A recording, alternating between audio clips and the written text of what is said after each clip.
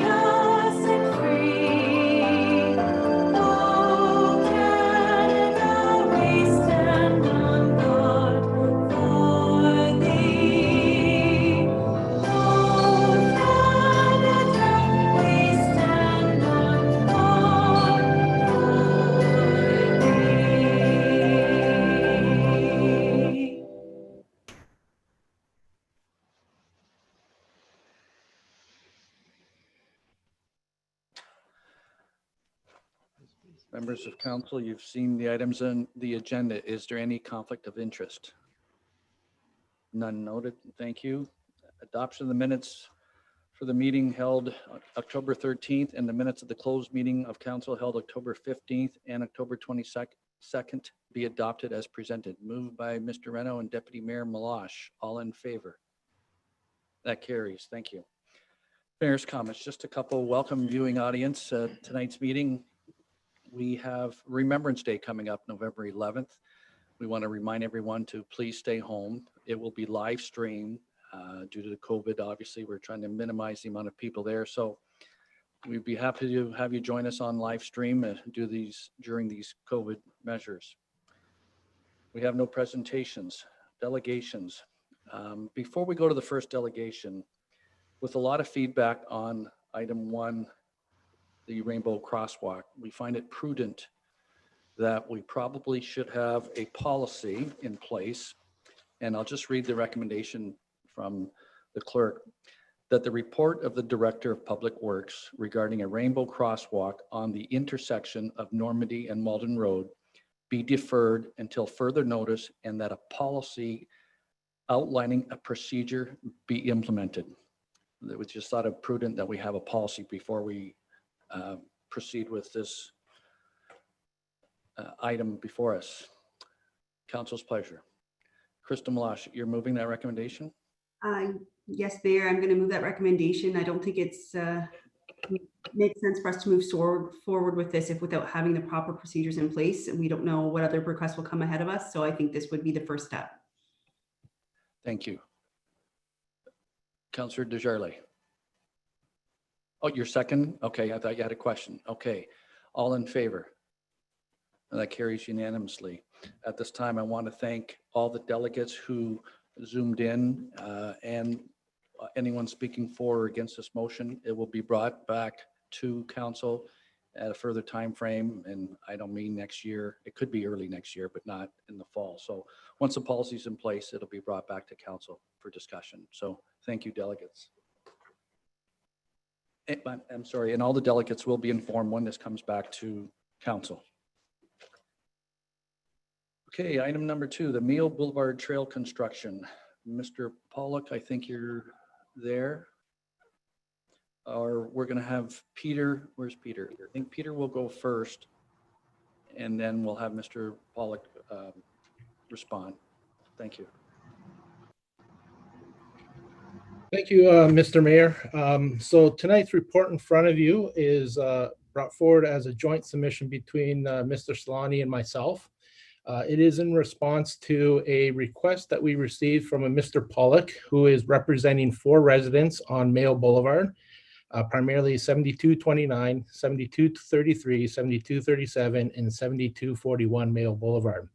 Mr. Pollock's submission is attached to the report that was as part of the agenda tonight.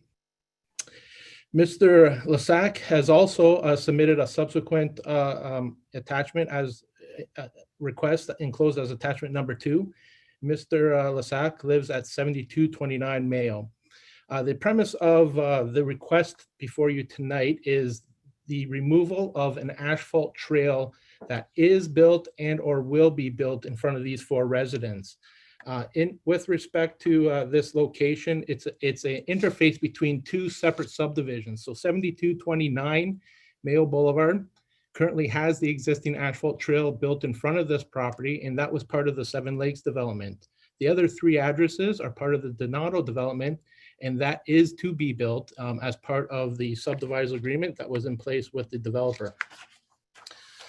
So the report was put together. It provides a bit of background information on this particular request and planning matters relative to what the town has done in years past. I will briefly go through some of this stuff, and then Mr. Solani will come in and provide a bit more context relative to some of the planning matters relative to this request. So Mayo Boulevard is designated as a collector road, and that designation has existed for decades within the official plan. The town embarked on a transportation master plan, and that was reconfirmed again through a transportation master plan. The essence of where it is identified as a collector road begins at the south limit, which is represented by Seven Lakes Boulevard, and proceeds northerly from there as a collector road. Collector roads are an important link within our transportation network. It is a road that is built with a wider platform. It is a road that is built on, again, the property owned by a collector road is wider than a local road.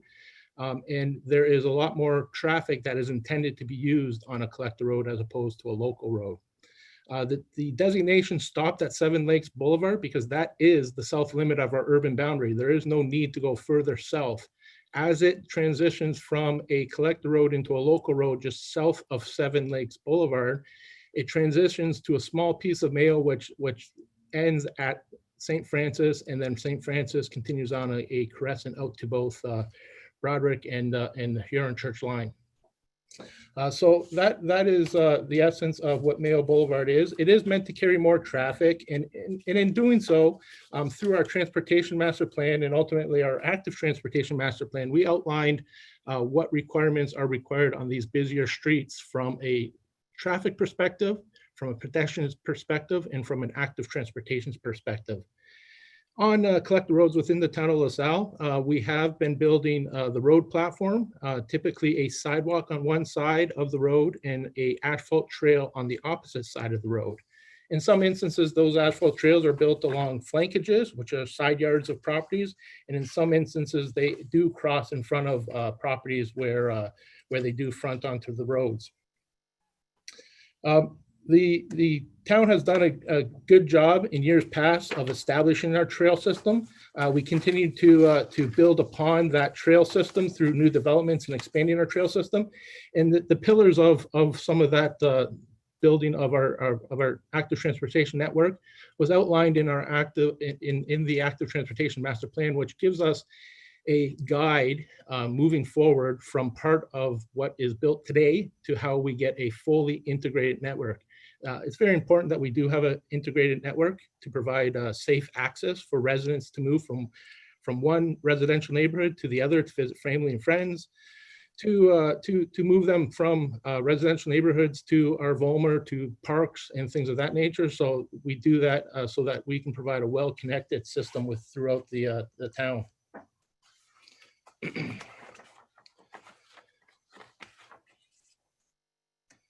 So with respect to this, as I noted, this particular location is the interface between two separate developments.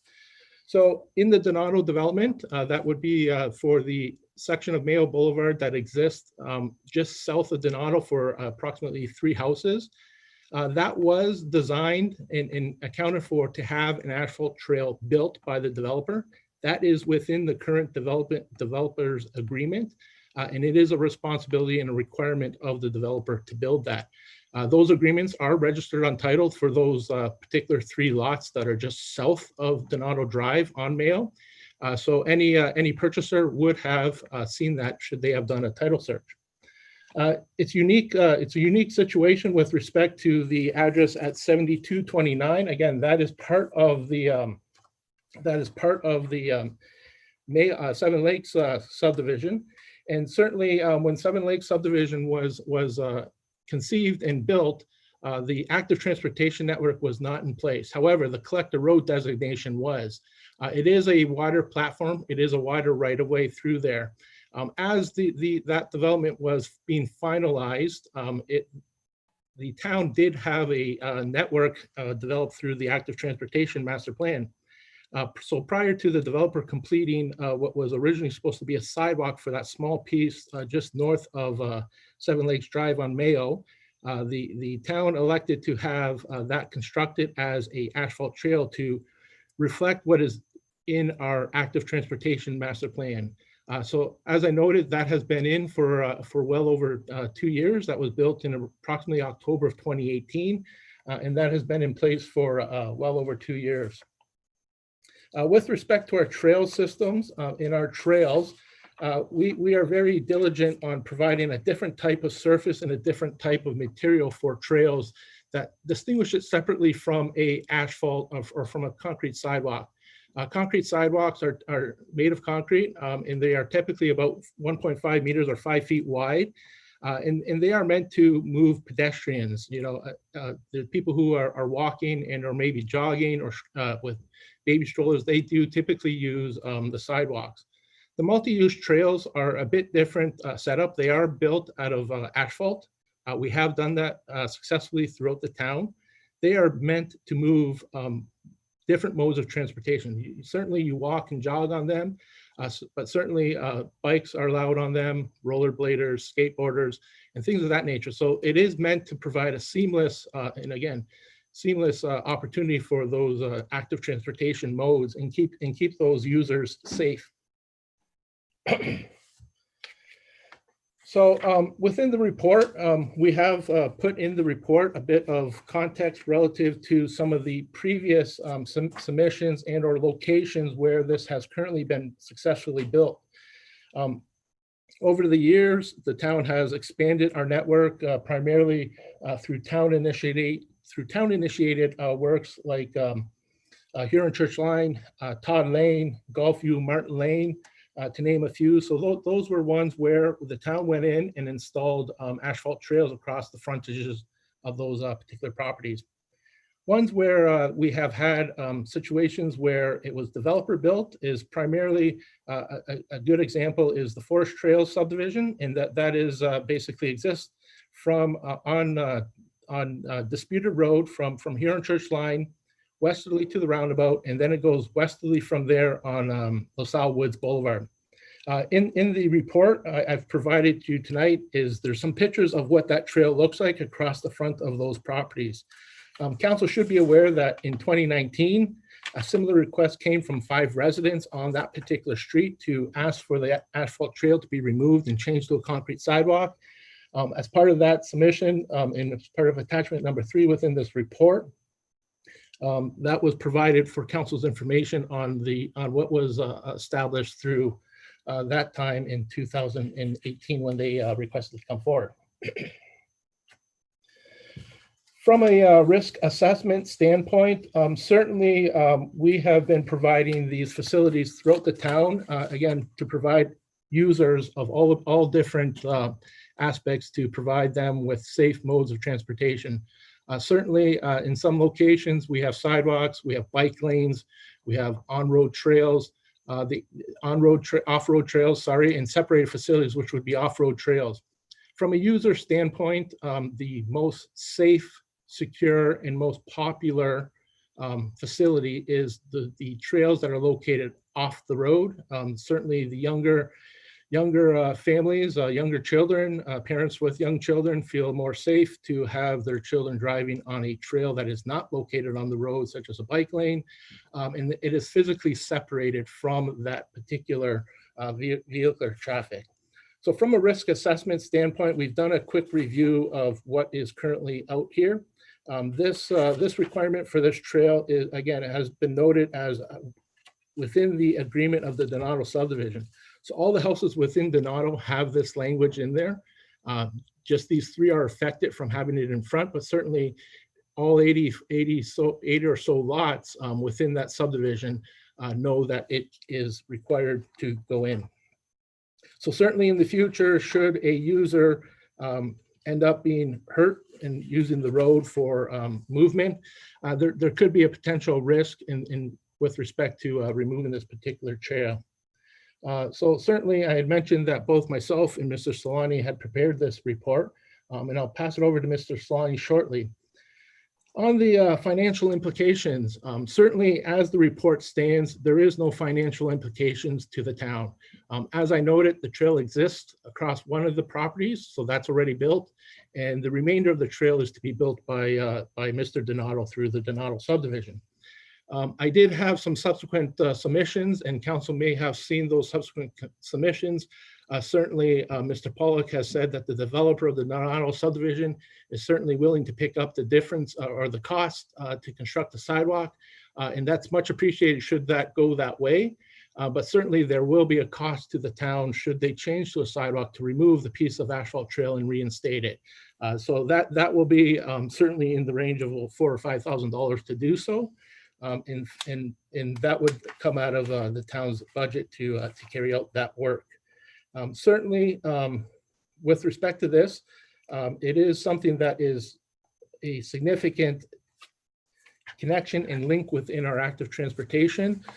Mayo Boulevard will continue to extend northerly. So this is just a small section of Mayo Boulevard. It exists a little bit in the Seven Lakes subdivision, a little bit in the Donato subdivision, but that road will continue to expand northerly and tie into Laurier, and also pass through Laurier and tie into the future extension of Sandwich West Parkway. Certainly the town has plans currently on file for the Harmony Lake subdivision, which is north of the Donato. And certainly this trail continues on the east side of the road through that subdivision up to the Laurier Parkway. As part of that subdivision, there are a few houses that front onto this road. So removing this will probably and most likely entertain and or have some requests from those particular residents in the future. And it could require council to revisit the ones that have been kind of built already within the town at the residents' request. So with that, if Mrs. Solani has anything further to add, I would ask Mrs. Solani to join on now. Mr. Solani, there you are. Thank you. Your worship, members of council, I'm just going to add a few points to what Mr. Marr has already gone through and is contained in the report. I think it's important to kind of go over a few things. As part of the preparation of the town's official plan in 2018, and also when council was considering the active transportation and the overall transportation master plan in 2019 and 2020, a lot of serious thought and consideration went into how do we continue to build on public safety and the needs of all users in the community, recognizing that there are different facility types depending on the type of user. So there are pedestrians who use sidewalks, but there's also a need to accommodate, and our official plan requires it, and so does our transportation master plan, which is the cyclist. And there's primarily two types of cyclists. There is the experienced, confident cyclist who's very comfortable riding on road bike lanes, and you'll see them traveling along the bike lanes on Todd Lane and you know other facilities that exist in LaSalle and Windsor that are on the road. And then you'll have the vast majority of the population, estimated to be probably 90% of the population, who are not comfortable on bike lanes. They want separated facilities, and that's the young children, the inexperienced cyclists, the older adults, people with mobility issues. They want separated facilities. So as part of what we have done, and you know, kudos to council, past councils, and this council, is we provide facilities for all users. And that's something we take great pride in. So as part of all new developments, including the Donato subdivision, the Sorgi subdivision, which is Harmony Lakes, and all the other developments that are going to be coming forward in that area, we now have a requirement that we have sidewalks on local streets, both sides, on collector streets, sidewalk on one side, and then facilities for this 80% of the population who are not comfortable to be on the road, providing them a safe place to be. And we call them trails, but in reality, they're in boulevard facilities.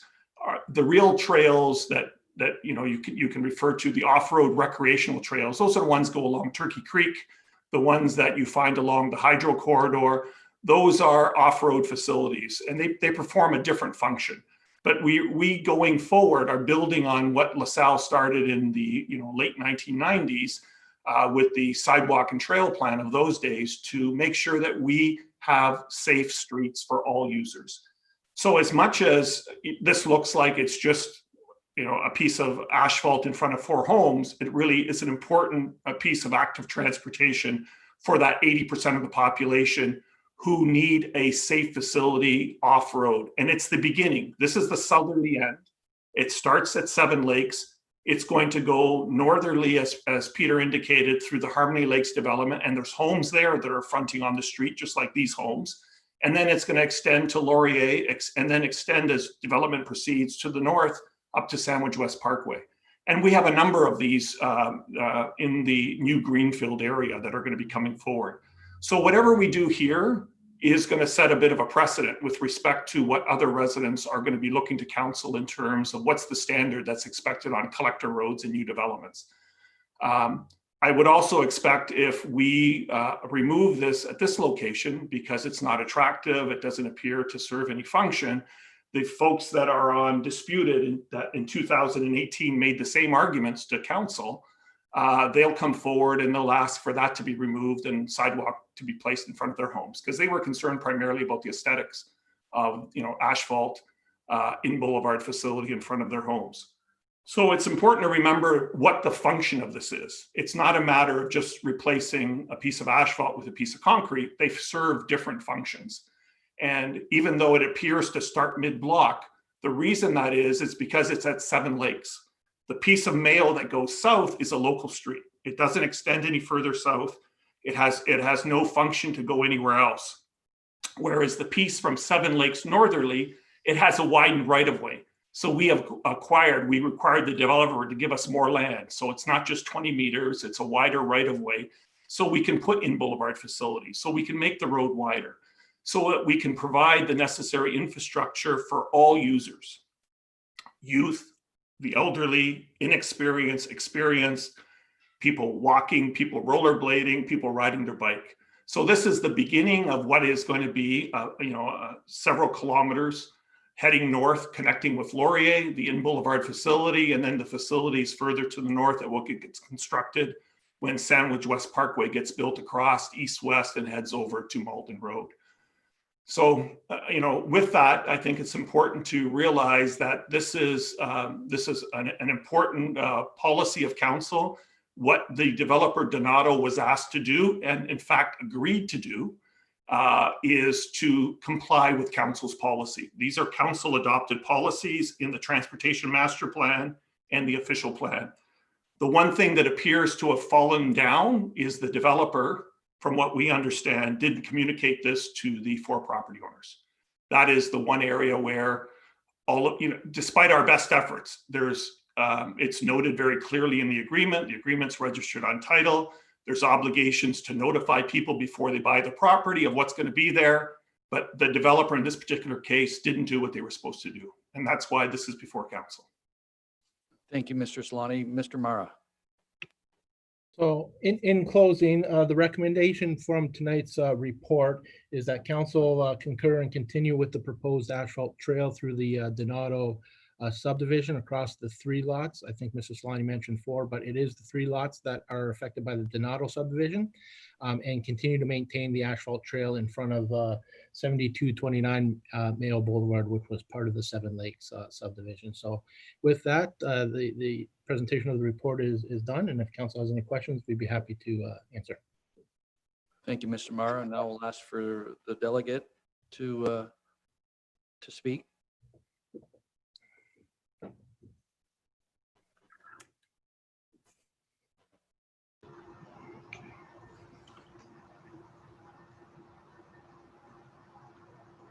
There he is. Okay. Good evening, members of council. I need to know if you can hear me. Yes. Okay, thank you. And I think we can hear you as well. We've got the volume on 100%. I want to tell you that the residents who are impacted by this. Sorry, can you just state your name for the record, please? Yes, Richard Pollock on behalf of the residents set out in the agenda, Thank you. including Mr. Laschuk, and I will address some of Mr. Laschuk's issues, and he will, after I'm completed, indicate to you whether he has anything to add, and he will also be available to answer questions. Okay. Can you hear me now? Yes. Okay, because my something on my screen says that my video has stopped. No, you're good. Okay. The residents, and in particular Mr. Piazza, wants to say to all members of council, and we know all tried to get there, most did, and he appreciates that you came and you looked at the street, that you dialogued with him, that you considered all of the issues that are relevant to your consideration tonight, and that you'll give him he and the other residents, a fair ear this evening as we go through this issue. We have to say that we don't agree with administration. And that's because administration is focused on the policy and not focused on the reality and the facts as they rolled out from 2014. It's not the beginning of a trail. That's not how the 4 residents see it. It's the end of a sidewalk. And anyone who walks or rides a bike or drives by this location is, from the point forward that trail is installed, going to look at that and say, that doesn't make sense. We're going to get to that in a second, but that is where we're going. Because the real issue here is that administration has chosen in its report to look north towards Laurier Parkway. But the real issue is to the south. That stretch of road at Mayo, it doesn't end at the Parkette. It keeps going through St. Francis and out to Huron Line from 2 different exits. There's about 300 meters of roadway there between the Parkette to the south and Donato on the north. There are 15 residences that have sidewalks in front of them within those 300 meters, and 4 residents are the ones that are before you that administration proposes to put an asphalt trail. It's not the start of a trail, it's the end of a sidewalk. And the issue here is, why would the town, why would administration want to have between 2 streets, which is one side of a block, 3/4 sidewalk and 1/4 asphalt? And that liability ought to be considered in favor of the installation of a sidewalk, as opposed to in favor of the installation of an asphalt trail. Now, I'm going to speak on behalf of Mr. Laschuk first, because there are some things that the town council doesn't know. Town council may not have known before this week that Mr. Laschuk bought his property in 2014. He purchased that property that was subject to a subdivision agreement. That subdivision agreement spoke to sidewalks. Mr. Laschuk purchased that property and by virtue of the agreement specifically made reference to sidewalk, and he paid $5,000 for a sidewalk.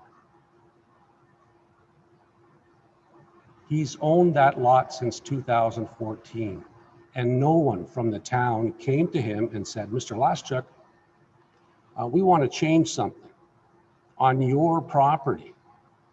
Because what we've had here is Mr. Mayo and the town dealing around Mr. Laschuk, which is not something that should have happened. Mr. Laschuk should have been the person who spoke with the town, not Mr. Mayo. But you'll note in the materials that Mr. Laschuk has provided, an email from October 18th, 2018. And it's in the materials that he's provided. It's one email from Mr. Mayo to Mr. Laschuk. What does he say to Mr. Laschuk? He said, a couple of weeks ago, the town took payment from me, and this is important, for a concrete sidewalk. So to say that Mr. Laschuk expected a trail and should have known about the trail is contrary to everything that's happened in writing between he and Mr. Mayo and he and anyone else. And no one called Mr. Laschuk from the town with respect to this. Well, that's a serious consideration for the town to place front and center. Consider this. By dealing with Mr. Mayo around Mr. Laschuk, the town is dictating to Mr. Laschuk what is going to be done on his property that he's paid for. Now, I appreciate the town has an easement, but the town, in my respectful submission to you, had no business refusing to deal with Mr. Laschuk in connection to this property. He was entitled to rely on the subdivision agreement and rely on the representations of Mr. Mayo with respect to this asphalt property. And he says in his email to you, you know, there was a lot of construction around here, and I thought it was temporary. I had no idea until just recently that there was going to be no sidewalk. So I asked you to consider that. When we talk about subdivision agreements, what we're really talking about here is not whether or not Mr. Piazza and his neighbors to the north should have known, whether Mr. Donato should have told them. We're not here as victims. We're here before you to say, look, this doesn't make sense. And it should be changed. And you should allow for that change through a change in the subdivision agreement, or whatever manner that you have to allow for this to happen. That is concrete sidewalks, which is a natural extension of the sidewalk that starts at the parkette 300 meters to the south. The report that administration has provided in some ways dances around the issue. Mr. Laschuk did not authorize Mr. Mayo to make a deal with administration without notice regarding his property. And Mr. Mayo had no right to effectively revise the subdivision agreement without notice to Mr. Laschuk. When we look at the administration's report, Mr. I'd like Pollock, you just to- to interrupt. Yeah. I should have reminded you at the beginning, it's 5 minutes, so I'll give you a minute to summarize, please. Well, I think the town took more than 5 minutes in its presentation. Yeah, that's right, but delegates are allowed 5 minutes, and that was my error in not reminding you prior to your starting, but I'll give you a minute to summarize. Thank you.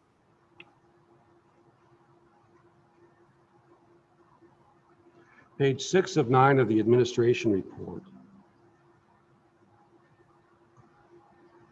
doesn't make reference to Mr. Laschuk purchasing the property in 2014 under the Seven Lakes Agreement.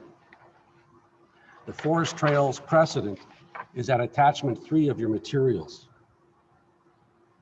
Take a look at those photographs. The citation of this precedent is an argument in favor of the exercise of your discretion in connection to these residents. There are 5 homes on that strip. What town council said was, look, we will continue the asphalt trail that goes into the other subdivision. We're not going to interrupt this trail with a sidewalk. And if you look at that picture of the asphalt trail in front of Forest Trails, imagine one home being sidewalk and the rest being asphalt trail. That's exactly what you're asking these residents to accept, a mixed use. When you consider the safety reasons, the risk assessment, I have to disagree with that. What you're actively doing is encouraging all of these users to use the same way. Cyclists, pedestrians, skateboarders, all on one continuous trail, if you will, sidewalk and trail. And you don't want that. You don't want to encourage bikers and pedestrians to use the same first surface, but that's what you're doing if you allow for the trail and the sidewalk to exist on the same block. Okay, Mr. Pollock, I gave you a minute and a half, so we're going to open this up now to council. Oh, I'm sorry, Mr. Laschuk, he's there as well. And Mr. Laschuk, you'll have 5 minutes as well.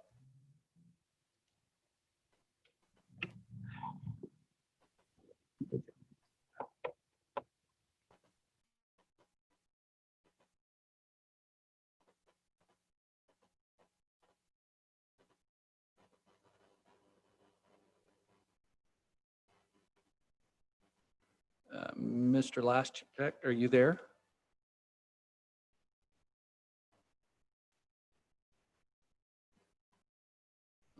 Okay, he's not responding. If he becomes online, I'll give him his 5 minutes. I'll open up to council for questions. Mr. Reno.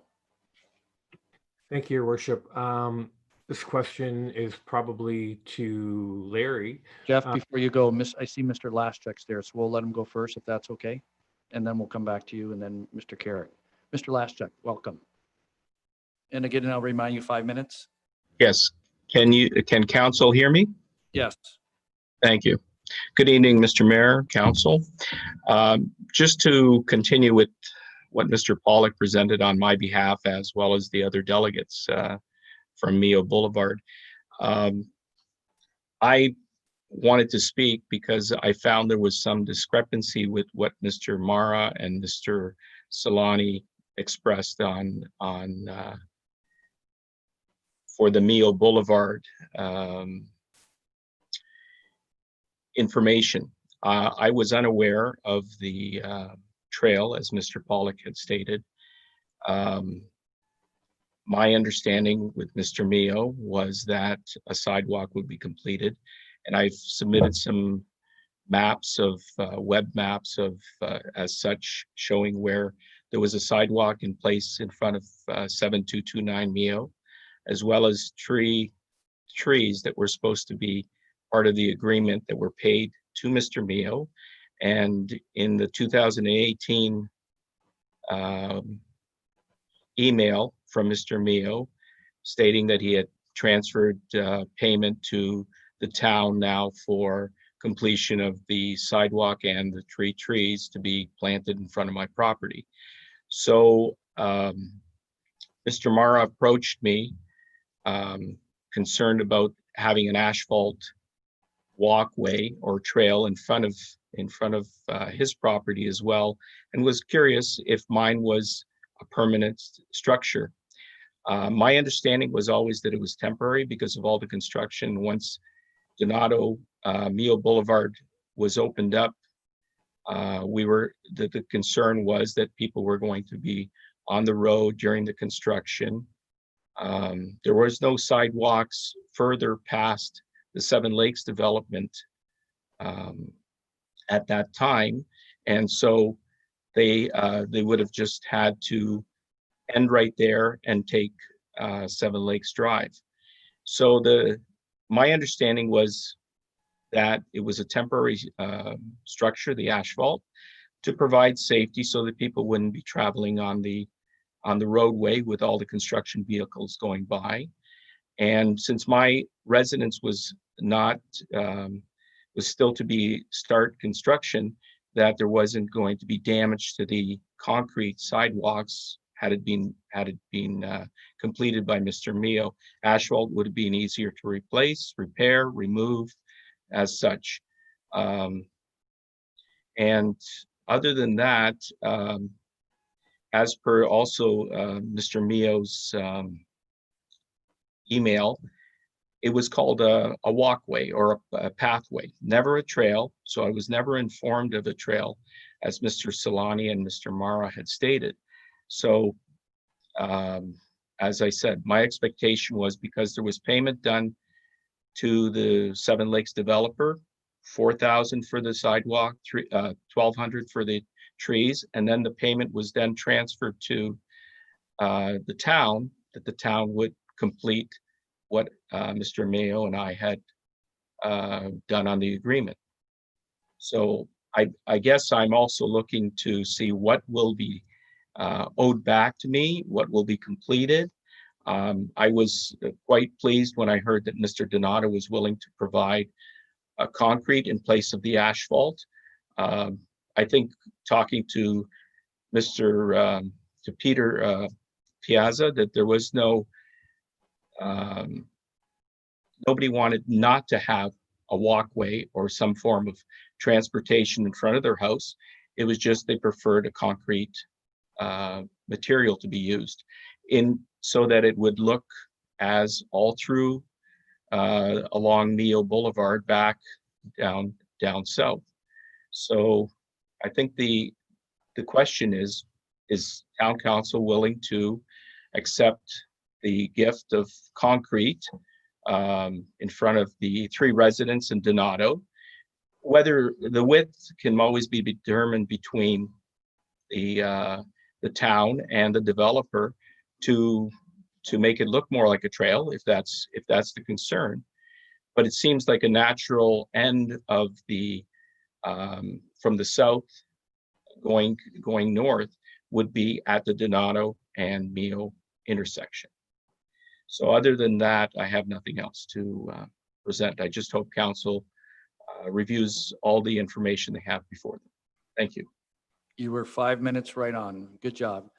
Thank you. We'll go to Mr. Reno now. Thank you. My question is for Mr. Solani. It was going to kind of preempt Mr. Laschuk's presentation, but is we talked about the other 3 houses where the trails were registered on title. In his case, is it registered as a sidewalk or a trail? Yeah, Councillor Reno, the Seven Lakes subdivision was approved many, many years ago, and it was built in phases. So it would have been built at a time where it was unknown in terms of when and if development would take place to the north. So when that subdivision went forward, it was shown as originally sidewalks on both sides of the street. What subsequently happened is, through the work that's been done in 2018 and 2020, and all of the consultation with the community and our consultants, and also the province changed the OTM Book 18 as it deals with AT facilities and the need for separated facilities for the 80% of the population. That's when the switch took place. And that's discussions that our engineering staff, Mr. Mara, and he can go into more detail for you, with Mr. Mayo. One point of clarification, Mr. Laschuk doesn't own the property where the trail has been constructed. That is owned by the town. So the town owns all of the land on which the in-boulevard facilities are constructed. Those are town right-of-ways. And going north from Seven Lakes, the right-of-way is widened to accommodate these facilities for cyclists. So the important change that took place around 2018 when the new official plan and the work on the transportation master plan is the importance then of dealing with the cycling facilities on collector facilities and separating those for the 80% of the population that's not comfortable riding on the road. Thank you, Larry. I appreciate that. But again, in every other time we've had a situation like this, we've always gone back to what is registered on title. So is it fair to say that this title was registered years ago and had a sidewalk in place?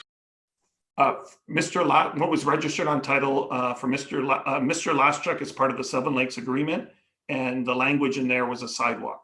The Donato subdivision, the language is the boulevard asphalt trail. Thank you very much. We have Mr. Carrick and then Sue DeJerley. Thank you, Your Worship. Through you too, I guess, to legal or administration, that just a couple points. I can see the residents' concerns. It looks like it just stops and it doesn't continue on to the golf course. But having said that, I guess my concern, and I just want some clarification around the last 3 residences that don't have anything right now.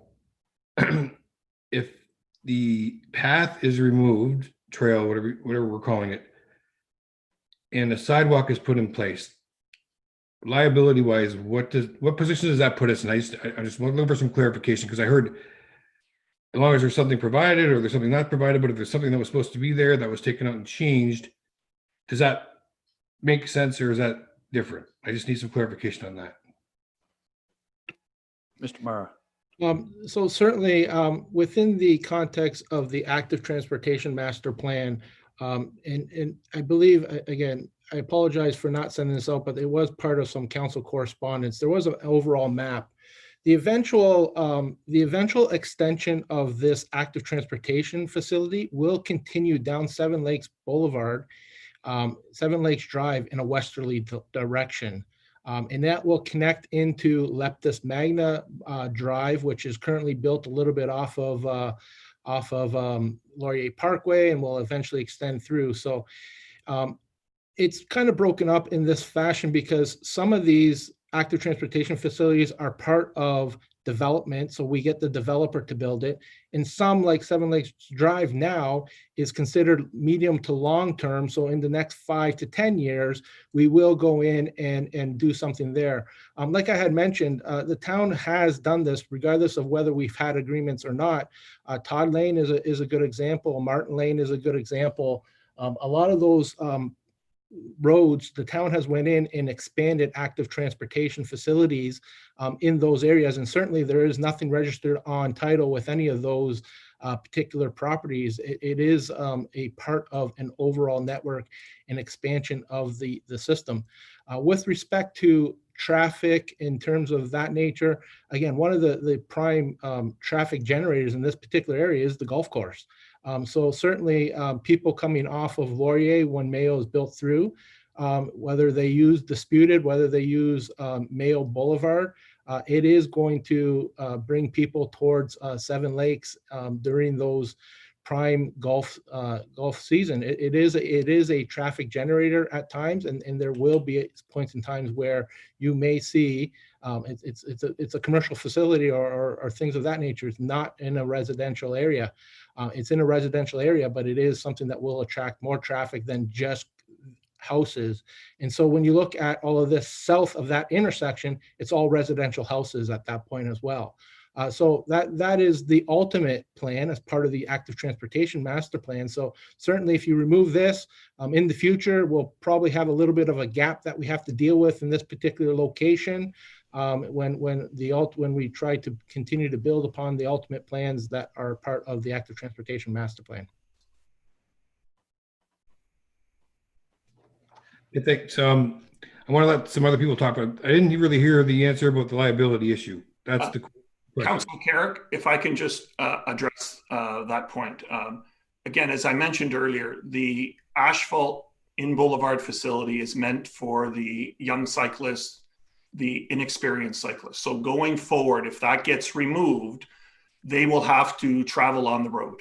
That is what we're saying, is that, and I appreciate that the other half of the block going south has a sidewalk, but again, it has a different designation. So from a liability point of view, if you look at our active transportation plan, there's a clear distinction at 7 Lakes Drive. That's what Mr. Mara was referring to. So there's a widened right-of-way going north, and south, it's a narrow right-of-way. It's a local street. So it has a different designation and it has a different function. So from the point of view of a liability, if we remove a cycling facility and not replace it with another cycling facility, again, there is the potential, if there is an accident, God forbid there's an accident and that doesn't exist, someone can go back to the transportation master plan and say, that was there, that was in the agreement, and it was removed without an alternative. It could draw some liability. Okay, thank you very much. And I'd like to reserve something for later if I can, Your Worship. Okay, thank you, Mr. Carrick. I saw Mr. Laschek's hand go up, but once the delegates speak, that's it, unless there's a question directly forwarded to you or asked to you. So Very well. To Sue DeJarle. Thank you. I'm not sure who would answer this one. So we're dealing with 2 different developments. I get that from the conversation. Whose responsibility, since Mr. Laschek bought this property in 2014, we changed things up going into our transportation plan in 2018. Whose responsibility is it to advise the potential residents that there might be a change to the agreement that they've signed with us? Like we've put the sidewalk or we've put the trail on title. Whose responsibility is that to say to the potential resident, hey, your front yard might look a little bit different than what you thought it was going to, and the resident might change their mind about building on that property? I'll take that one. So through the active transportation master plan, again, it was a town-wide initiative. We had a number and three, I believe, public meetings. If you go through that plan, the designation of where trails go, there is trails through and active transportation facilities through new developments, which are identified as developer built. And there is trails and active transportation through existing roads. That is the ultimate point of contact with the public. Again, we have always dealt with it through that aspect. Individual houses, individual property owners don't get notified from a larger study such as something that covers the entire town. Because again, we would send out mailings to every resident in town saying these plans are happening, similar to the official plan, the transportation master plan, the active transportation master plan. These give us we develop our roadmap of what we're going to build and then use that as our guide going forward. So there was public consultation as part of the active transportation master plan. And certainly there is points of contact with public notices and public meetings. And that's the only thing that would have happened with respect to this particular instance. Because again, if you go and look at that map, you'll see a number of existing streets that have facilities proposed for them in the future. And that was our point of contact. Okay, thanks, Peter. So if we make a change, like we did from 2014 to 2018, I understand we have public consultations and we put all kinds of information out there, but a potential resident may not see that or may not think they're affected. So I'm taking it that maybe it's the developer that's responsible for explaining that things could be changed. Does that make sense? And if that's the case, then maybe it fell down on this one. Councillor DeJarle, our point of contact is always with the developer. So when we have, when we give approvals, council goes through that process and then they execute agreement. The agreements get registered on title and then it gets constructed. And there are sometimes modifications through the engineering process. But our point of contact in new developments is not with the individual homeowners, it's with the developer. And the developer puts up the securities, the insurance, and does all of the work and is responsible for maintenance. So down the road, if it breaks for a certain number of years, again, we don't go after the homeowner, we go after the developer. So the developer should be advising the resident then? If there are changes, again, it's our negotiations, discussions, and all of that approvals is with the developer. Right, so it would be, in my head is saying it's his responsibility to advise the potential resident or homeowner that things might. Correct. That's correct. That seems to be the common theme, Councillor DeJarle, that developers, present, past, don't seem to communicate, and then we become the judge and jury to nullify a valid legal agreement. That being said, Ms. Riccio Spagnolo. Okay, I just have a question. I think this might go to Larry and Peter. Is it possible to, as a compromise, to allow the homeowners who have already poured their concrete driveways to keep it as is, and then we would just, I'm just looking at this, and we would just have the asphalt run everywhere else? Is that something that we could do? Through you, Your Worship, certainly as you're going along a pedestrian facility of some nature, there's always a change in material as you come up to an intersection to make those aware of potential crossing liabilities. If we were to do that, it's not a consistent trail through the driveways. There will be that joint interface between at every driveway. As somebody who may be visually impaired will see that color difference and may think that they are going off into crossing a road of some sorts, and it may throw some question into some of that accessibility concerns for those who are visually impaired. Certainly, as people cross driveways, it is up to the driveway or the person who is on the driveway to be aware of the pedestrians coming out of their driveway. It's not up to the pedestrians to watch the driveway. It's good for both people to be aware of it, but certainly the pedestrians have the right of way with respect to that. So certainly it causes a bit of confusion to do it that way. It also causes a number of extra joints along the way to potentially become trip hazards and differential sediments. We're required to inspect our sidewalks every 18 to 24 months. And if there's differential sediments, we have to rectify those. So if the driveway heaves a little bit, we either have to grind the driveway or raise the trail, and it will move differently in the winter time with the freeze thaw cycles that we experience. So that's why we typically like to go through the driveways with the sidewalks and or the trails and keep a consistent material all the way through. It's not impossible, but the best practice is the way that going through the driveways. Okay, thank you. Deputy Mayor Malash. And then Mr. Akpat. Through you to, I'm not sure if this is Larry or Peter who could answer this. So kind of what Peter was just talking about, keeping it a consistent material going the way through. I know Mr. Solani was talking about having a proper cycling facility. Is there a way to use an alternate surface to have a proper cycling facility? Could we use cement with the same width of our asphalt trail that we need? Because obviously that was a requirement. That's what we want, is that wide width to allow for cyclists, walkers, rollerbladers, everything else. But could we use a different material? And if we did go with the cement, what would that cost be? Because obviously there's already a certain amount of money that was put aside for asphalt or a smaller sidewalk. Again, the town's typical practice, you can do that, but it's just a wide sidewalk. It's not a trail. It's not meant for active transportation. It will look different and feel different for those users. Certainly, it's probably double the cost of what the developer has and or would and had envisioned. I don't know how that would come across for the Donato developer. Certainly the one lot that's part of the Seven Lakes, that would be at the cost of the town with respect to that replacement.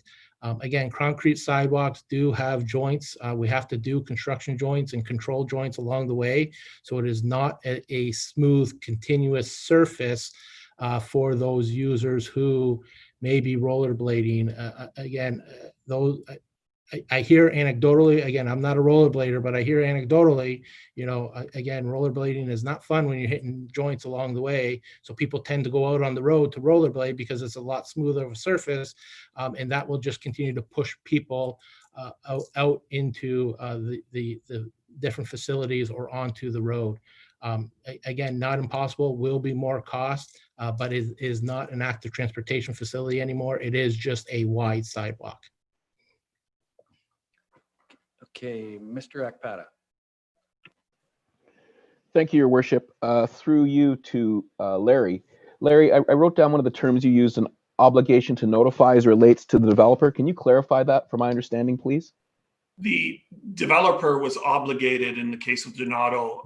There's clauses in the agreement. They were obligated to notify all purchasers before they bought in part of the purchase and sale agreements where the sidewalks were going to be constructed and where the trails were going to be constructed. So that's an obligation of the developer for the Donato subdivision. And that's pretty standard in most of our agreements where there are these type of facilities. We require certain notifications to be put in the purchase and sale agreements.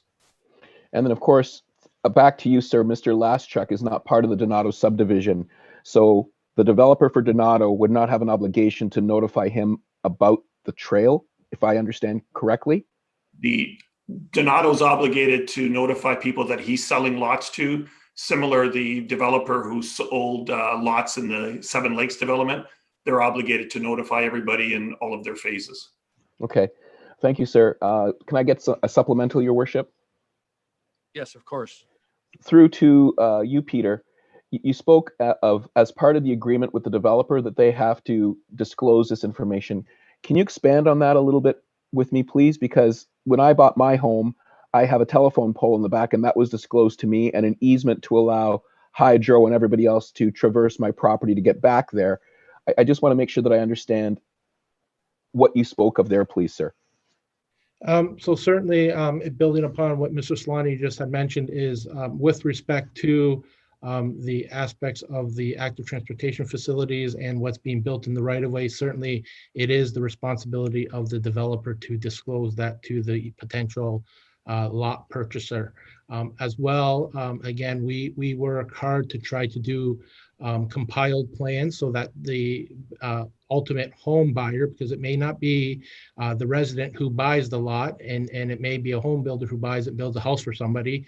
We try to get that information, what we call a compiled plan, to show all the other information as well with respect to street light poles and fire hydrants and all of that type of stuff, and street trees, so that no one becomes surprised when those items are completed, because again, those typically get completed well after people are living in the house. In this particular instance, we put a 2-year clause, and we've been working with Mr. Donato to meet that 2-year clause.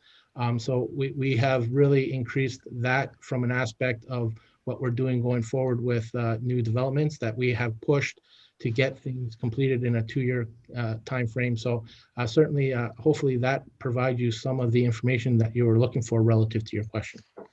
Yes, sir, it did. Thank you. A supplemental, Your Worship? Yes. Through to Mr. Pollock. Sir, I'm reading your document and I'm looking at on first page, last paragraph. Mr. Donato has acknowledged his representations to some of the property owners at the time of their respective agreements. And then in italicized, in his words, he missed that. Can you expand on that for me, please, sir?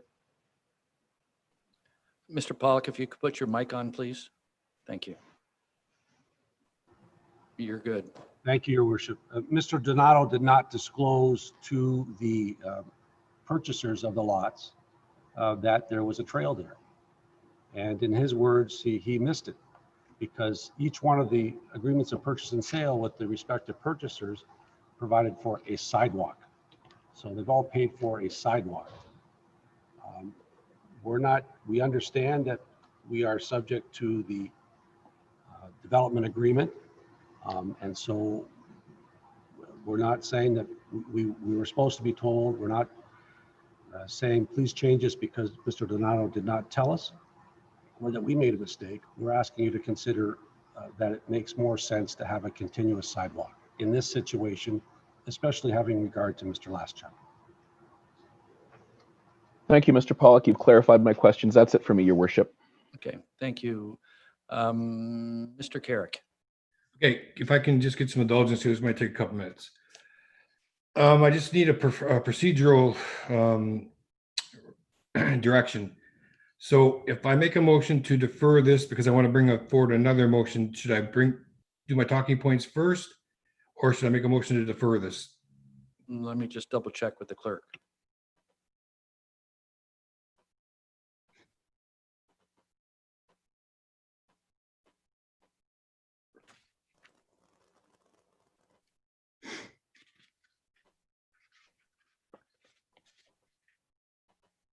Okay, for clarification, I just had to check, make sure we do it the right way. We have to deal with this motion first before we bring another motion present. Okay, Prior to doing that, Mr. Carrick, I just have a couple of notes, speaking notes if I can, before we make a motion. okay, and I have some speaking notes too then, so can I do that after? Just one, because I might as well say what I'm going to say so that I don't have to worry about. Okay, go ahead and do it now, Mr. Carrick. Okay, so anyways, what I'm going to bring forward is through consideration what we've dealt with. It's very important that we understand that to continue to have safe streets, and there's some talking points here, so it's going to take me a couple minutes. Just bear with me. Both cyclists and pedestrians, especially along our collector roads that are being built as part of new developments. We cannot just eliminate asphalt trails that is meant to accommodate both cyclists and pedestrians with concrete sidewalk and pedestrians only. Okay. So as an alternative, can we make the developer build on road buffered bike lanes for at least one side of the road heading north from this existing cyclists and this new collector road, these new collector roads, and to also provide sidewalks on both sides of the street for pedestrians? By doing this, we would be continuing to provide safe collector roads within our new development areas for everyone who wants to and needs to ride a bike and or walk. The developer signed an agreement to construct safe facilities designed for both cyclists and pedestrians along the Mio Collector Road. He needs to honor his commitment in this regard. Not place unnecessary financial burden and future liabilities onto the taxpayers. Now, having said that, so what that means is the four people would have a sidewalk, and we could use bike lanes to offset the cyclists moving north forward to Laurier from the future. So that's what I'm throwing out there as an option that we could refer to administration to come back with a report. So we just put this one on hold until we deal with something like that or look at something like that if council wishes after the mayor speaks. Thank you.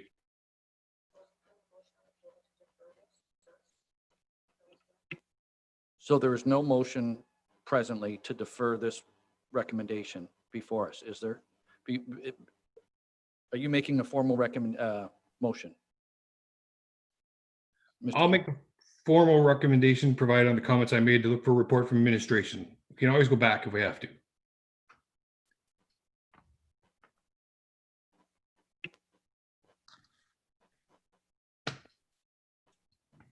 Hello? Is that good? Okay, good? Mr. Militia is going to jump in here for a second for clarification. Again, Okay. perhaps if I could just grab some clarification from you, Councillor Carrick. If I'm to understand what you'd like to move that the report be referred back to administration to look at options for on-street bike lanes as a solution for this. I think if I'm understanding what you're asking for, I think that's what it is, but I just want to confirm that that's what you are asking for. If that is supported, that would be a motion on the table and again, would be up for discussion from members of council at that point. Absolutely. So bike lanes would offset everything that's been said to accommodate the mixed uses. And then we can just have the continuation of the sidewalk would go for the four houses. How Peter comes up with the report or whoever does, that would be totally up to them. But yes, absolutely for discussion. Okay, I just want to make a couple comments before we make, before you make a motion, if that's all right. I just want to not caution, but advise council just of some issues that could arise. And it's just for information purposes. Number one, everybody said the trail stops here. It goes to nowhere. I look at it the other way. I think it starts here. We don't have the storage development where this would attach to, where we could look at it and go, this is beautiful. So we're looking at presently, you're right, 4 homes. And I want to mention to council that this is a developer's agreement. But if we do this, I just want to advise that this would set a precedent where unhappy residents will come to us to alter a developer's agreement. When this was done, words were said that we should do this, we should do that. Yes, and we should be doing the right thing. It's not always popular, but the right decision is if we don't treat all developers equally, we're going to lose development in our municipality. If you go down the Forest Trail and walk the trails and see the fence that's built up, and the trails were installed prior to the development being put in, now we're saying, oh, okay, well, that guy, I'm not going to say we like, but we made him go to the wall to do everything we recommended in the agreement, and he did it. And now we're going to go to another developer and go, okay, he missed it. Well, that's okay. There was a sign up. I remember seeing it with pictures in the lanes on there, and developer's agreement states there's a trail system. I have 2 trails on front of my house and on the side of my house.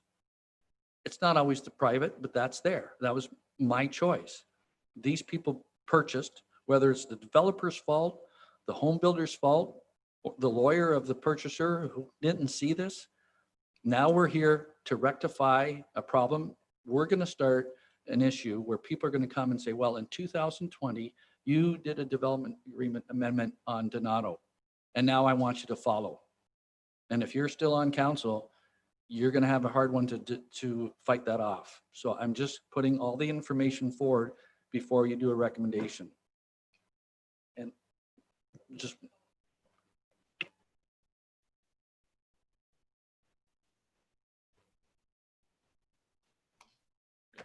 So if I, Your Worship. just 1 second, Mr. Kerr, we're just doing some clarification as far as procedure. Okay.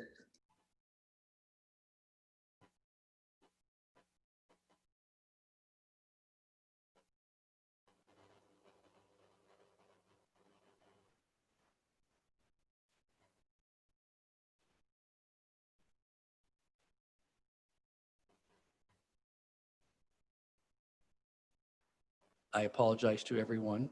There's a lot of things going on. So there's a couple things. Mr. Carrick has a motion on the floor, so we either have to deal with it, second it, or we lose it. And Mr. Mara stated he would address the bike lane issue. So Mr. Carrick, you're making the motion to defer and have this alternative option. So we either have to have somebody second it. If no one seconds it, then we'll go to another motion. And Mr. Mara will speak to the bike lanes another time if that comes up. Can I just ask a question? Yes, Okay, is the asphalt going to be used just for the trail or the driveway approach? Will it be changed to asphalt as well? I guess I didn't catch the first part. sorry, I'm taking notes. So is the asphalt going to be used just for the trail or will the driveway approach be changed to asphalt as well? It would just be the trail, correct, Mr. Mara? Again, that will be, so I believe there's 2 existing driveways. I think, so we have 4 houses and I believe only 2 have existing driveways that are poured in concrete. The option will be to the homeowner if they wish to replace that piece between the trail and the curb. That can be done at the same time. Obviously, there's a cost for that.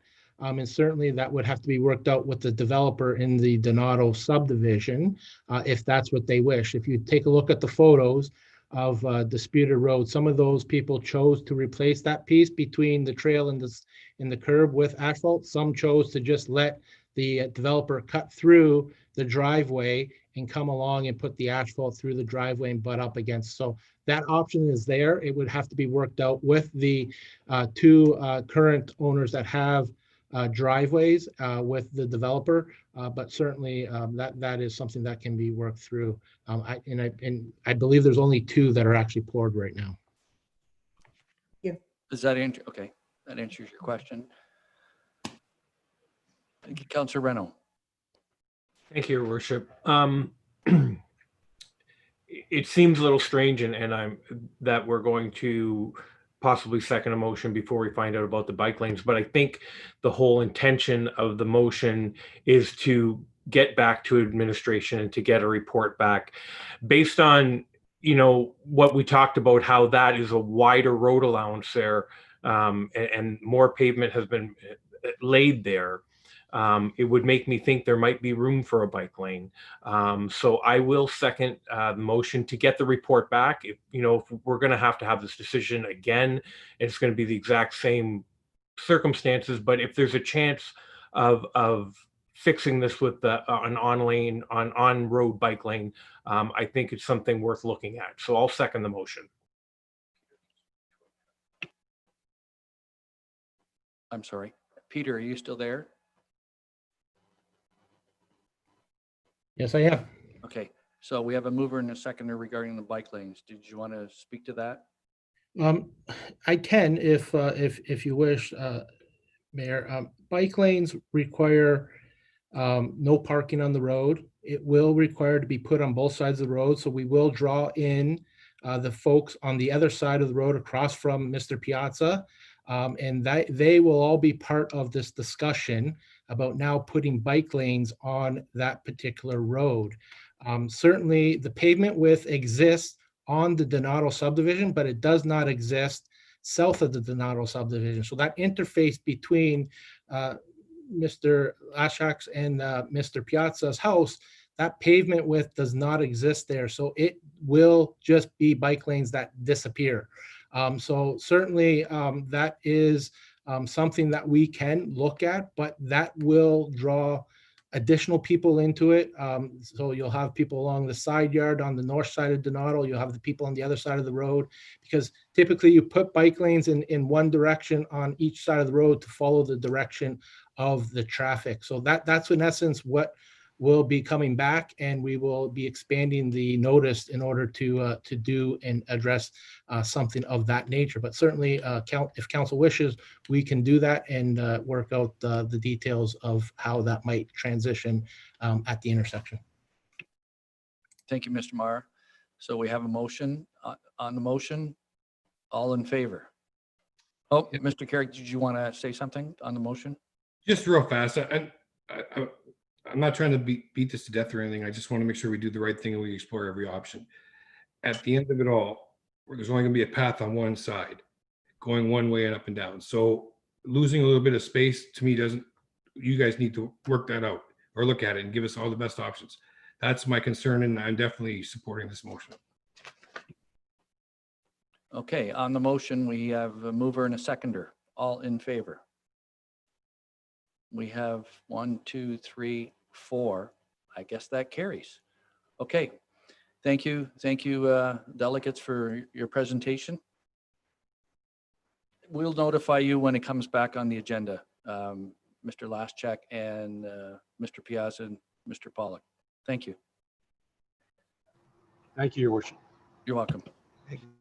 Okay, now we go to item E1, Development Charge Interest Rate Policy. Mr. Langlois.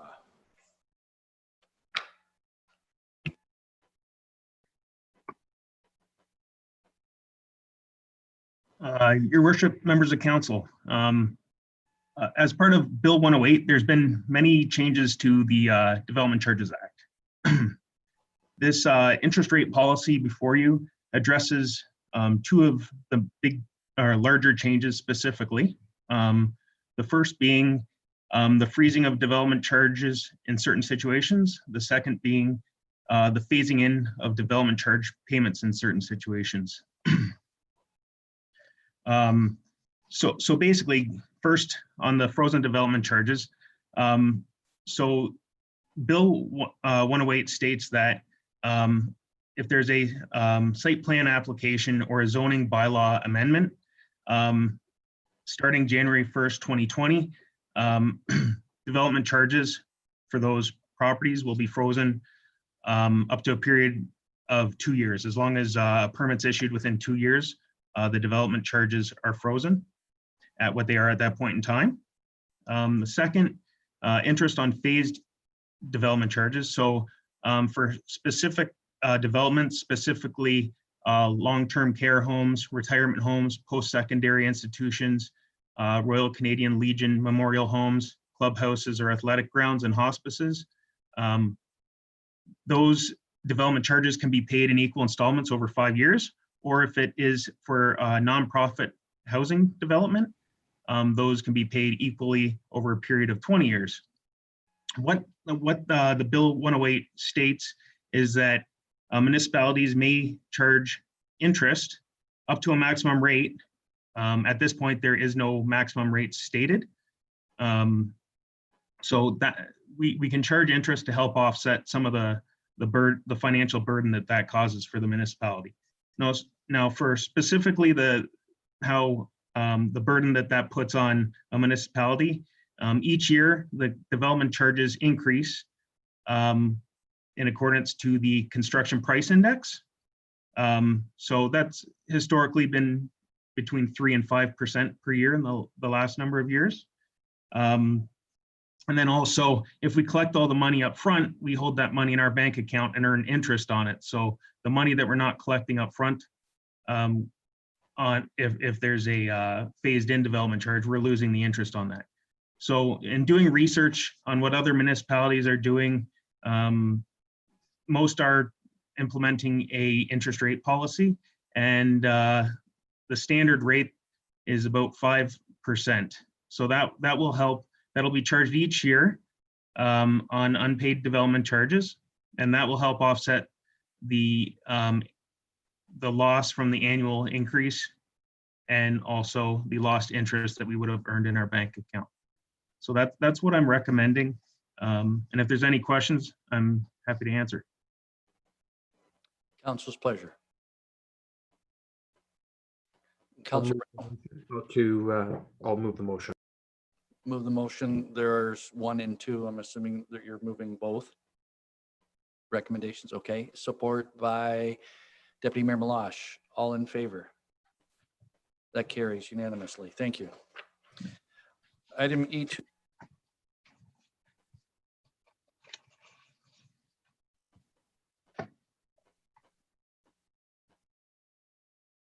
Sorry, Dale, my mic was off. Okay. Request of provincial funding under phase 2 of the Safe Restart Program. So under phase 1, all municipalities were allocated some funding to help with the financial burden of the COVID pandemic. LaSalle specifically, we received $695,000. Under phase 2, it's a little bit different. Basically, municipalities can apply for phase 2 if the expenditures less any savings that have occurred, or additional expenses, lost revenue, minus any savings that have occurred, exceed the amount that we received in phase 1. There has to be a formal request from council, which this is addressing. I do not have that number at this point. We have till next Friday to submit, but I have been crunching numbers all week because now we have to forecast to the end of the year. It's a little bit more than reporting on where we're at this point in time. But at this point, looking at just the Vollmer Center alone, I've had a lot of meetings with Patty and her supervisors over there at the Vollmer Center. The Vollmer Center alone is almost 800,000. That's of lost revenues, net revenues, after taking into account savings from all the staffing and whatnot, primarily due to the arenas. We are factoring in the activity that we currently have, but it's definitely not at full capacity. Same with the pool operations and the fitness center. Now that we're starting to roll it out, it's definitely not going to be where it is at from now until the end of the year. Some other large areas are just the additional janitorial expenses, the fogging, the protective equipment that we've purchased, loss of revenue from provincial offenses. That's nearly $100,000 less than what we've budgeted. Penalty and interest on taxes, we waived those for a long period of time to help out our residents. So there is a lot of expenses, and at this point in time, we're definitely going to exceed the $695,000 that we were allocated. So this report's just to ask council to formally request that we ask for funding as part of phase 2. Thank you, Dale. Councillor Reno, then Councillor Desjardins. As we all know, as this COVID grows further and, gets serious here and less serious and more serious, it's just not ending. And I thank you, Dale, for all the work that you're doing crunching those numbers, because it's a thankless job right now. And it's a tunnel that we don't see any light to the end of yet. So, it only makes sense that if there's money available to help us mitigate this, I think we should be applying for it. It's kind of a no-brainer. So I'm going to move the motion that we apply for the extended funding. No, we don't. Council rejected it. I made the motion. I'm sorry. Councillor Desjardins. Jeff basically just said what I was going to say, so I will second the motion that we ask for the money, because we are like everybody else. We need some help, so Okay. we need to do. So we have moved by Councillor Reno, second by Councillor Dicho Spagnolo. All in favor? That carries unanimously. Thank you. Good job, Dale. Appreciate the hard work. Town of Amherstburg request for extension of AODA website compliance deadline and funding support from the province of Ontario for council endorsement and council's pleasure.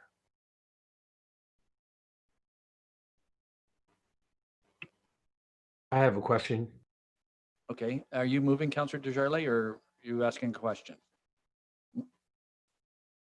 You're moving. Moving, sorry. Okay, thank you. Councillor Reno, you had a question? I did. My only question is probably to the clerk's department is how are we with our deadline? Is this something that we've completed already? We're working towards our deadline. Due to COVID and short staff, we are a little bit behind. We've done some training about a week and a half ago with all departments, and we're outlining a process and procedure to get us up to speed by December 31st. It's a lot of work and it's a long process, but we should be able to make it by then, but the extra time would definitely be beneficial. That's exactly what I wanted to hear. Thank you.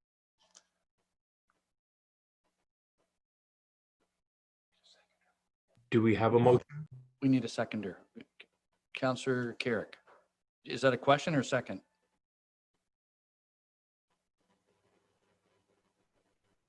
You're still. So there do you we go. need to add ourselves to that motion? So, or do we need to make our own motion? Like we're supporting it, obviously. I think we are anyways. Do we need to do one for ourselves or just add it to theirs so that, or, because it sounds like we're behind too, right?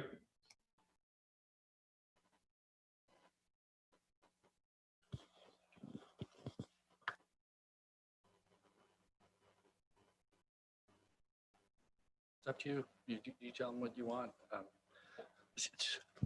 Okay, we're chatting back here. I was giving some information, but maybe Councillor Meloche, the Deputy Mayor Meloche, wants to add something there. I guess I'm kind of confused at this point because we did deal with this at County Council. That's correct. It was denied. The request was denied. And I wish I had that in front of me to kind of give the reasoning to why it was denied. And I unfortunately don't have it. Do you by chance, or does Joe maybe have that report? I don't have the minutes in front of me, but it was Mr. Queen who spoke about it, as he is on the AODA committee. He moved it and I supported that we do not extend it. So that's for information purposes only. So do we have the option of just receiving this and not endorsing?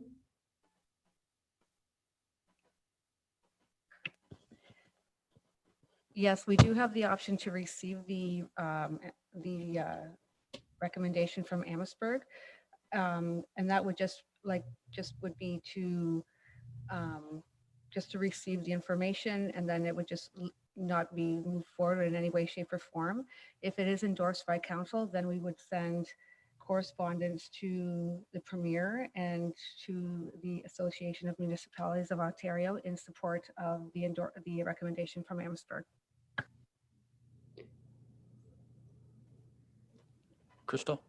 So, yeah, I think just knowing the discussion that we did have, I don't, like I said, I don't have the wording of the recommendation that was put forward by Deputy Mayor McQueen, but I think because it was dealt with at the county council level and it was not approved, that we should not be endorsing it. We should just receive the item. Councillor Renault, then Councillor Desjardins.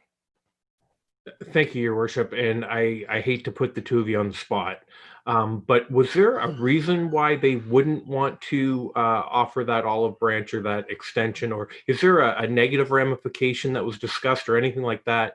I just want to know why they would turn down a little extra time for their staff. Do you want to answer that, Crystal, or you want me to take it? All yours. Mr. Queen made he is on the accessibility committee for the county, and he made a strong argument that this should have been a priority and it should not be extended. It should be taken care of. Other municipalities, and I just found out now, we may be a little behind, but according to Linda, we should make the deadline. And he just thought strongly, if you could have heard him speak, that it should be a priority. People seem to push things back where they can, and this was one that it seemed like it might have been pushed back, but they didn't have the time to get it done. And I agreed with Mr. Queen's argument that the easy way out is not always the right way. I don't know there's circumstances. We didn't get anyone from no, I shouldn't say that. Deputy Mayor Meloche from Amherstburg did speak to it and said they just couldn't get to it. I believe, Crystal, I don't remember verbatim what he said, but he did speak to it. But if I'm not mistaken, it wasn't unanimous because Deputy Mayor Meloche voted against it, but it was pretty close.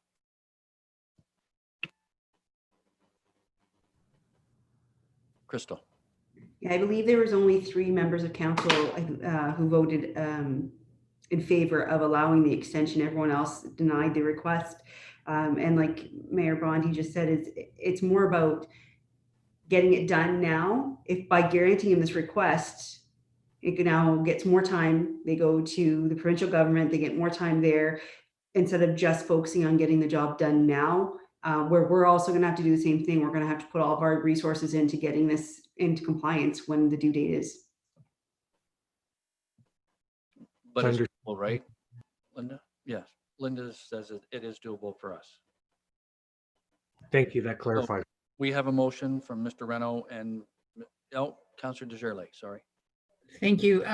Knowing that information that we are in good shape, then I don't have a problem just saying that we will receive this report or recommendation. And I have faith in the fact that our staff is excellent and they do things well, and that will be good for the 1st of January, 2021. So I'll just make the motion to receive it. But we do have a motion. Do we have to deal with the first one? Or can we withdraw it? Okay. I'm willing to withdraw. Sorry, Councillor Carrick? I think if I was part of the motion, I'm willing to withdraw. Okay, so he wants to make a motion to withdraw the motion. The mover and the seconder can withdraw the motion if they like. So Mr. Renault and Ms. Desjardins, you're withdrawing that motion. Okay, thank you. Deputy Mayor Meloche. And I'd like to just make the motion that we receive the information. Okay, moved by Councillor Deputy Mayor Meloche to receive and support by Councillor Desjardins. Is that correct? Okay, thank you. All in favor? Passes unanimously. Thank you. Parks and Rec and Events Committee meeting minutes, October 8th, 2020. Councillor Akpata. Thank you, Your Worship. For Council's consideration, another very good meeting. Received information on the St. Clair Park playground replacement. I draw Council's attention to the discussion we had on the dog park that is supposed to come back for budgetary deliberations. But I also want to draw Council's attention to the tennis court proposal presentation. An outstanding presentation by members of our community, thinking outside of the box, developing new partnerships and proposals to help facilitate moving athleticism through the community by a shared use facility. Saves some money from the community, but allows our residents to have access to tennis And I know that it was an impressive presentation, Your Worship, done remotely, much like this was because of COVID. And I'm waiting for what happens as administration works through the direction to speak to the other partners to come up with a comprehensive plan to move the engagement forward. All in all, Your Worship, an outstanding meeting. And like I said, I thank the members of the public, Mr. Schaefer and Mr. Segrist, who presented and took the time to come up with a unique funding strategy to help us in the municipality and throughout the county. Thank you, Mike. Council's pleasure. Move to receive. Moved by Councillor Reno, second by Councillor Dicio Spagnolo. All in favor? And that carries. Thank you. Fire Committee meeting minutes of October 8th, 2020. Councillor Reno. Thank you, Your Worship. We had a brief meeting. It started kind of exciting, even though I was late getting to it. We talked all about what we talked about 2 weeks ago, which was the delivery of the new fire truck. I know there's been a lot of ceremony and things going on down there, but it's my understanding now that all the gear is now in, and it's in use. Anybody who had a chance to see the video online that the fire department put out of the push-in ceremony, it looks like it's been well received down there. So it went from there, and it went to a really thorough update that's noted in the agenda of the updates on the master plan. So there are some things that are going to be coming to council in the near future that we'll deal with. But just to let you know, it seems like a lot of the things that administration had to work on have been dealt with very timely and have been taken care of. Now we've just got some bigger issues in the short term that are going to come to council. Thank you, Mr. Reno. And it's not open to all council members, but there is a graduation ceremony November 23rd for the new graduates that I believe the chair of the committee, Mr. Reno, and myself will be attending. Sadly, due to COVID, we're restricted on number of people that can attend. Council's pleasure. Moved by Deputy Mayor Malash. Second by Sue Desjardins. All in favor? That carries. Thank you. Information to be received, the Municipal Customer Compliments and Complaints Portal. Madam Clerk, do you want to speak to it?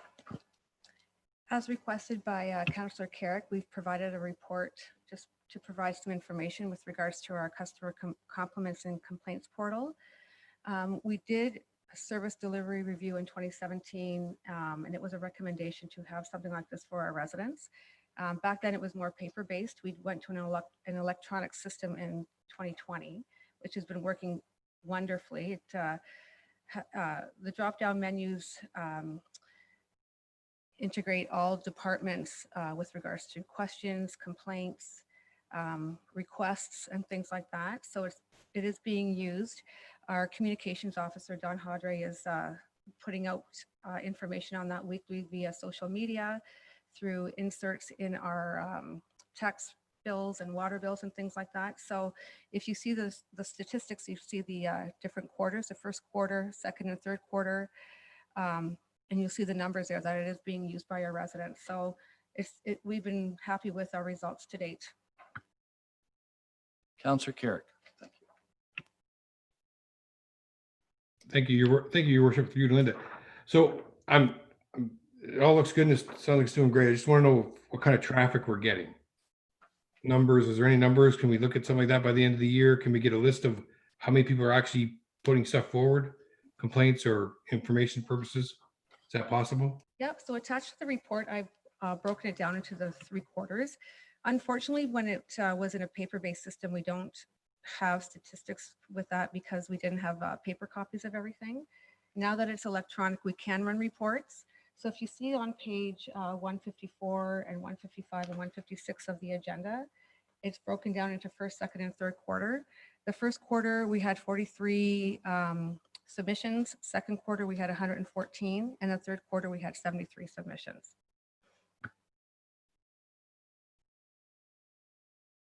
Thank you very much. Councillor Reno.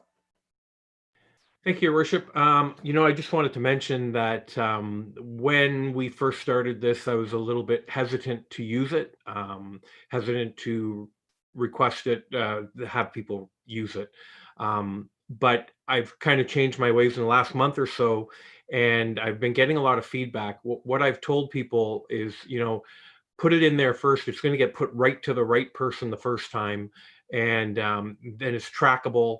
And you know what? I've had feedback from people saying, you know what, they got back to me faster than I expected, because in my typical response to a resident, I'll say, put the request in. If you feel it's unreasonable amount of time to get back to you, let me know and I'll follow up. Give me the case number, I'll follow up for you. And you know what? I've only had one instance in all these months where that's happened, and it was actually a communication error with a button being pushed the wrong way. So really, everything that I've seen, it's worked very well. And I would suggest to all counselors that it is a very good tool to use. I'm now a believer. Thank you for your comments. We are hoping everybody will direct complaints and compliments to that website. Mr. Militia, our CEO, would like to add something. Again, thank you, Councillor Reno, for the feedback, because we do hear quite often that that the system is working. And again, not that we necessarily want to encourage the complaint side of the compliments and complaints system, but again, it does give us some valuable information in terms of where our touch points are, where we can devote resources and things of that nature. So again, we would encourage both members of council and members of the public to use the system. It allows us just the better metrics for tracking and gives us a better idea of where those issues are. And quite frankly, as noted in your comments, it is more efficient for us to get that information right off the top from the residents, because it's easier for us to just respond to them directly. So with that, again, we look forward to seeing how the system evolves over the next 12 months. I'll make a movement to receive that report. Moved by Councillor Reno, seconded by Deputy Mayor Malash. All in favor? That carries. Thank you. Item G2, 2020 third quarter report. Dale. I'm available for any questions if there are any detailed questions. Thank you. Council's pleasure. Moved by Councillor Carrick, second by Deputy Mayor Malash. All in favor? That carries. Thank you. 2020 third quarter property tax write-offs. Mr. Langlois, I do not like to see these. Yeah, this quarter is it's higher than we've seen in the past quarters. The commercial side, there is one commercial building that it's a 4-year retroactive adjustment for 2017, 18, 19, and 20.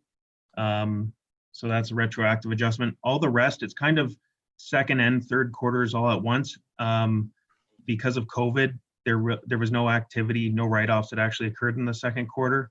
So it's kind of 2 quarters at once. I spoke with our supervisor of revenue on the details on the revenue, but there's a couple pages of more insignificant adjustments that have added up to that for various reasons.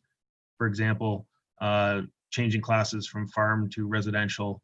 That could be one example, or there just is some demolitions or whatnot. So various small examples that make up that figure.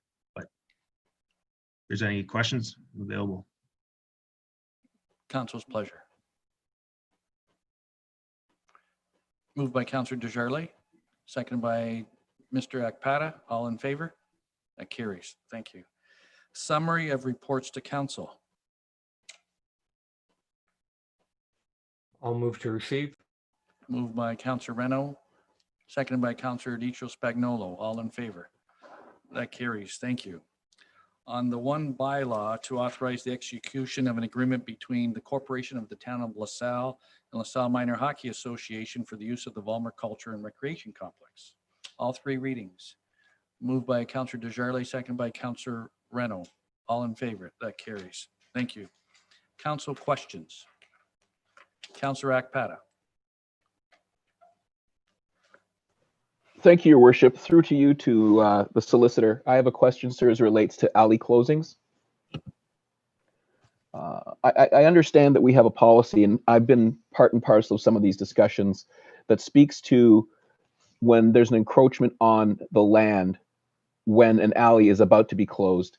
Can you just explain your interpretation of that policy? I think I understand it, but I want to make sure that I have a more deep and wholesome understanding of the decisions that we've made based on that piece of municipal direction, sir. Certainly, and through your worship to Councillor Akpata. In terms of specifically when there are encroachments, I mean, the ideal alley has nothing in it, and we say right down the middle, half and half. And the approach that we've taken with our policy is that if there is a fence, pool, shed, any sort of above or below ground utilities, we will consider what is existing in the alley on the date of when our surveyor goes out after the request comes in to close the alley. And recognizing what is in there, we will distribute the alley based on those structures or items that would exist within the alley at that time. The alternative that we proposed to council for consideration back when the policy was being created was the alternative is to strike a line down the middle and tell everyone on each side to remove what you have in there that might be encroaching across the midway point and go down that path. So those are the two options, and the one that we have been implementing and using since I believe it was mid or early 2019 has been to recognize what is in there, be it a fence, shed, pool, or other sort of object, and then we will distribute around based on that. Thank you, sir. I do recall those discussions. I've got a supplemental for you, sir, as it also relates to municipal records. In my previous career, I documented a number of things in the municipality that I worked for, but not every single conversation I had was documented or written down in notebooks or in reports.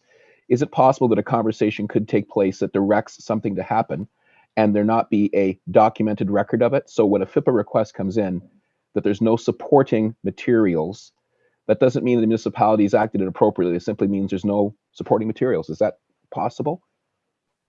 I suppose it's possible. It depends, I guess, on the context of what those discussions entailed. So, I mean, I'm sure there's a number of times where somebody will come in and a conversation takes place at the front counter and somebody gets an answer or a direction from there and off they go.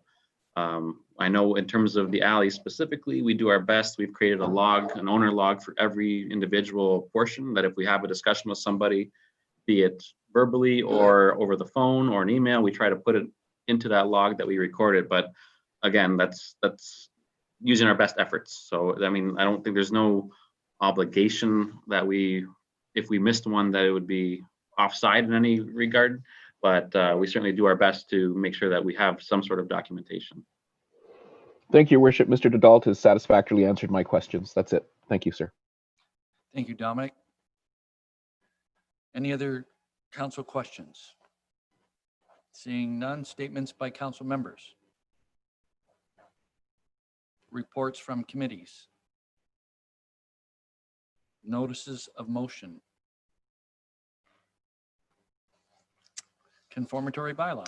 First reading. Councillor Reno, Councillor Deputy Mayor Crystal Malash, all in favor. That carries. Second reading. Councillor Alicio Spagnola and Councillor Akpata, all in favor. That carries. Thank you. And third and final reading, Councillor Desjardins and Councillor Carrick, all in favor. That carries. Thank you very much. You have the schedules of meeting coming up. Good night, everyone.